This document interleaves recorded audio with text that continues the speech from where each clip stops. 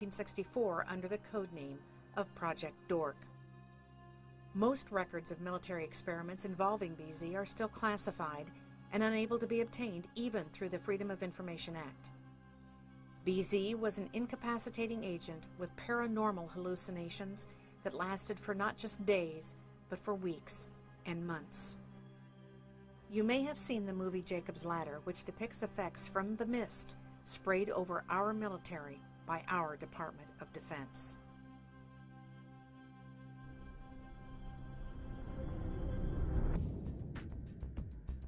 To this date, the Department of Defense continues to deny and stonewall the existence of a Gulf War illness.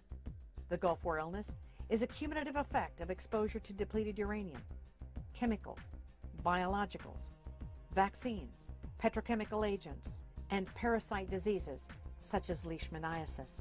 Few people are aware that the Gulf War was yet another example of the Department of Defense's intentional exposure of its own troops to its own deadly weapons. From 1984 through 1989, the U.S. government, with full knowledge of the CDC and the Department of Commerce, sold and transferred to Iraq $4 billion worth of deadly chemical agents, deadly biological agents such as anthrax, Clostridium botulinum, and West Nile fever virus. As a result of the first Gulf War, hundreds of thousands of our military are now sick, and many have died. The official figure of those who served in Operation Desert Shield and Storm is 697,000. The Department of Defense has now declared nearly 250,000 of those troops as permanently disabled. The official position of the Department of Defense is that there are no classified or unclassified documents that exist to prove that chemicals and biologicals were used in the first Gulf War. But in only a 100-hour war, when less than 150 troops died, how do we explain the morbidity and mortality rate of nearly 450,000 of our servicemen and women?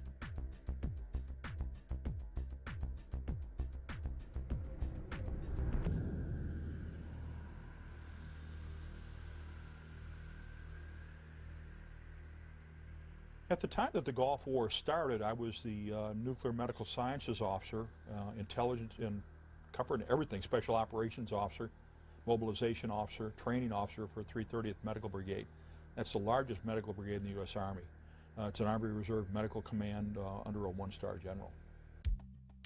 Dr. Doug Rockey is a U.S. Army health physicist and nuclear medical sciences officer. Dr. Rockey has expertise in nuclear, biological, and chemical warfare operations, microwave radiation, emergency response, decontamination, and battlefield cleanup. We were the super garbage men. We had to clean up the messes. We had to identify the messes. We had to collect all the garbage. We had to provide the on-site medical care. It's a lot. All the Iraqi equipment, a lot of U.S. equipment, contains radiological components. When that equipment was blowing up, the radiological materials were released into the environment, exposing and contaminating. And then to top it all off, we used uranium munitions, known as depleted uranium. They've been used back in 1973 by the Israelis against the Egyptians, but during Gulf War I, Desert Shield and Desert Storm, we took it to a totally new level. The use of radioactive materials on the battlefield. Deliberately taken tons and tons, actually over 350 tons of solid radioactive materials, and dispersed it across Kuwait, Saudi Arabia, and Iraq. Taking our radioactive waste and throw it in somebody else's backyard.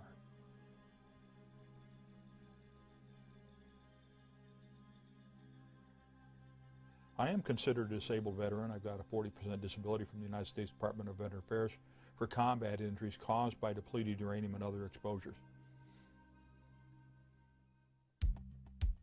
Lieutenant Colonel John Marks is an A-10 pilot attached to the 303rd Fighter Squadron stationed at Whiteman Air Force Base, Missouri.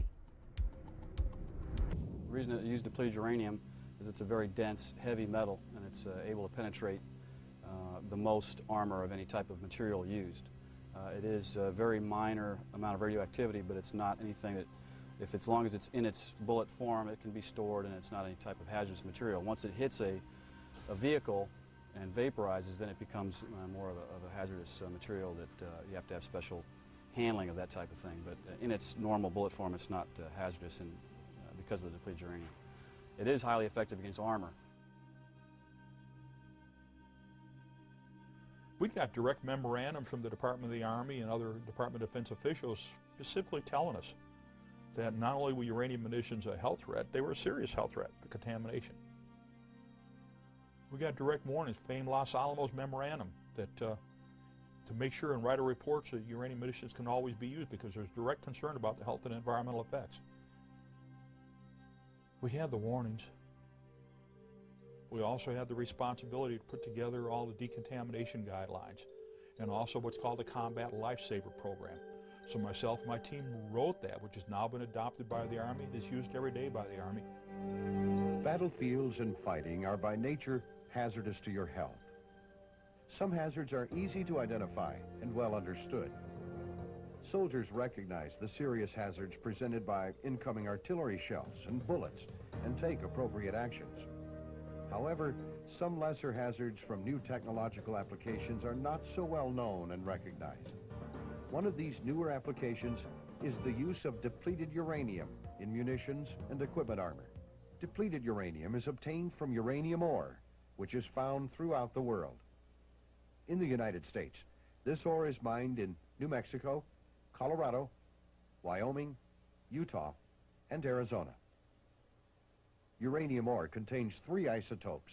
By weight, 99.28%, which is uranium-238, 0.71%, which is uranium-235, and 0.0058%, which is uranium-234. Of these 3 isotopes, uranium-235 and uranium-234 are used for nuclear fuel and weapons. Uranium-238 becomes depleted uranium. This is an aluminum model of 1 DU tank round. This round would be fired by an Abrams tank. If it was actually uranium rather than aluminum, it would be over 10 pounds of solid uranium. What happens, it moves extremely high velocity. The minute it leaves the bore of the gun, it catches fire. So this rod is a burning rod of uranium. It impacts tremendous forces, unbelievable forces, over this very small diameter. And it's like a blowtorch with tremendous forces that punches right through. Now, as this breaks through and goes into anything, it can be steel, concrete, sandbag bunkers, wood, or anything. Uranium itself is soft. So you have parts of the fragments of the uranium breaks off as it enters and goes through. The uranium rod emits alpha, beta, and gamma radiation and X-ray radiation. The alpha particle is a 4.15 MeV particle. That's 4.15 million electron volts. Now, the intercellular voltage, the voltage that your cell operates biologically, is 10 electron volts.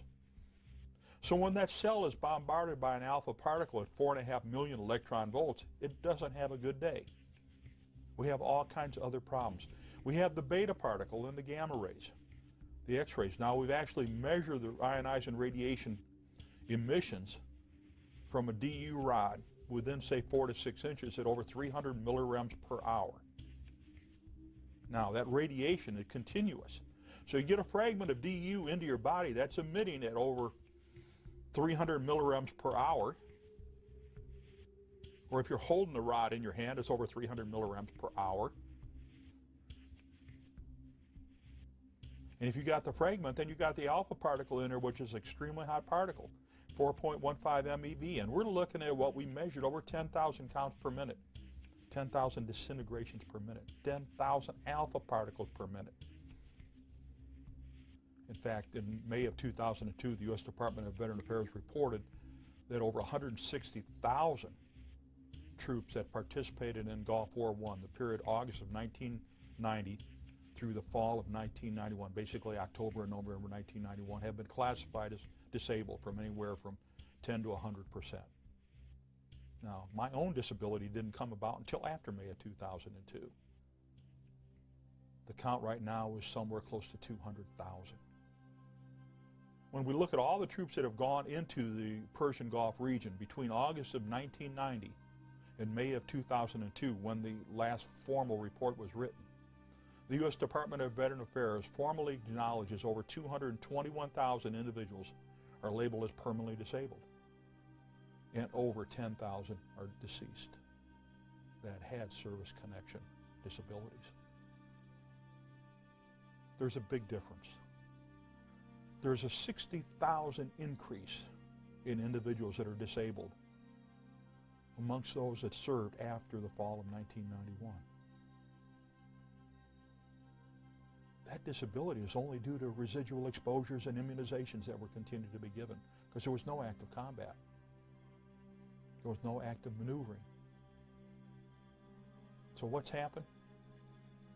Well, what happened prior to Gulf War I is pre-deployment health physical assessments were not given. And at the completion of Gulf War I, post-deployment health physical assessments were not given, even though we specifically requested it. In my own case, when I came back to get released after completing special projects, I said I was exposed to these. We need to do these tests. And they refused to do them. Their strategies are being accomplished through the World Trade Organization, the International Monetary Fund, and the Bank for International Settlements, which is the central bank for all the central banks of the world. Most people don't have a clue that these unelected private bankers actually control the governments of the world. They have financed and profited from every war since World War I without concern for humanity. The war in Iraq is an attempt by the Federal Reserve and their partner, the Bank of England, to control the Middle East and to make it a part of the New World Order. To defend the New World Order, U.S. soldiers will have to kill and die. Arthur Schlesinger, Counselor on Foreign Relations. Military men are just dumb, stupid animals to be used as pawns in foreign policy. Henry Kissinger, Counselor on Foreign Relations.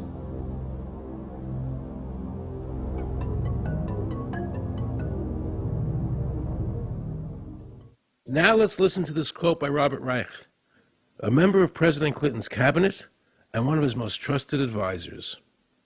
The dirty little secret is that both houses of Congress are irrelevant. America's domestic policy is now being run by Alan Greenspan and the Federal Reserve.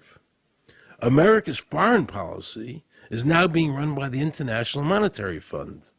When the president decides to go to war, he no longer needs a declaration of war from Congress. Dr. Carol Quigley, professor from Georgetown University, who was also President Clinton's mentor, said in his book, Tragedy and Hope, the powers of financial capitalism had a far-reaching aim, nothing less than to create a world system of financial control in private hands, able to dominate the political system of each country and the economy of the world as a whole. And then President Clinton's Deputy Secretary of State, Strobe Talbot, said, in the next century, nations as we know it will be obsolete. All states will recognize a single global authority. All these supposed free trade agreements, NAFTA, GATT, CAFTA, are truly nothing more than the governments of the world and the central banks working together to create a one-world government. They are not free trade. These treaties are government-managed trade, and they are destroying the American worker. Through these treaties, the bankers are actually beginning to control the laws of the world. The fact is that this relationship between the bankers, the government, and the huge multinational corporations is the very reason why the government no longer enforces its immigration laws. The bankers want a one-world government without borders, and the American government is obeying them. If the government was so worried about terrorism, why are they leaving the borders open? But at the same time, telling American citizens they need an ID card with an RFID chip.